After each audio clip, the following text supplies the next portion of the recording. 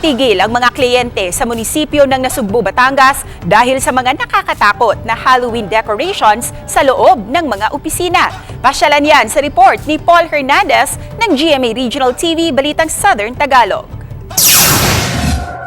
Nagmistulang horror house ang munisipyo ng Nasugbu, Batangas dahil sa mga makapanindig balahibong dekorasyon dito. Ang mga kwarto, hitik sa iba't ibang horror stories. 17 opisina nito ang dinisenyuhan at nilagyan ng nakakatakot na mga props. Ginawa po namin competition for the whole municipal building po. Pero ito po ay open po sa lahat po ng mga taga Nasugbu, even po kung sa labas po ng ating bayan.